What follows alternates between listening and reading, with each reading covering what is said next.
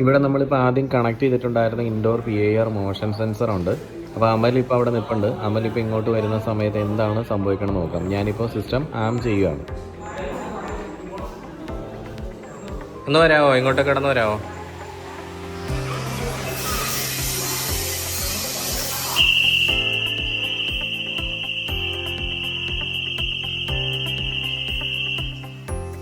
അപ്പോൾ ഇതേപോലെ നിങ്ങൾക്ക് വേണമെങ്കിൽ ഇൻഡോർ അലാം അടിപ്പിക്കാം, വേണമെങ്കിൽ ഔട്ട്ഡോർ അലാം അടിപ്പിക്കാം. ഇനി അതുമല്ല എന്നുണ്ടെങ്കിൽ ഒരു ലൈറ്റ് മാത്രം നിങ്ങൾക്ക് തെളിഞ്ഞാൽ മതി എന്നുണ്ടെങ്കിൽ അങ്ങനെ സെറ്റ് ചെയ്യാം. ഇനി വീടിന് ചുറ്റും ലൈറ്റ് കളിയണമെന്നുള്ളവർക്ക് അങ്ങനെ സെറ്റ് ചെയ്യാം. ഇനി എല്ലാം വേണമെന്നുള്ളവർക്ക് അങ്ങനെ സെറ്റ് ചെയ്യാം. മാത്രമല്ല ചില ആളുകൾ ചോദിച്ചിട്ടുണ്ടായിരുന്ന മറ്റൊരു കാര്യം എന്ന് പറഞ്ഞു കഴിഞ്ഞാൽ ഈ സിസ്റ്റം നമ്മുടെ വീട്ടിലുള്ള ആളുകൾ വരുന്ന സമയത്ത് എപ്പോഴും അലാം അടിച്ചുകൊണ്ടിരിക്കില്ലേ എന്നുള്ളൊരു ചോദ്യമാണ്. അപ്പോൾ യഥാർത്ഥത്തിൽ ഇതിൻ്റെ ഒരു വർക്കിംഗ് എന്ന് പറഞ്ഞു കഴിഞ്ഞാൽ നമ്മൾ ഈ ഒരു ഡിവൈസിൽ, ഇതിൻ്റെ പേരെന്ന് പറഞ്ഞാൽ കീ ഫോബ് എന്നാണ്.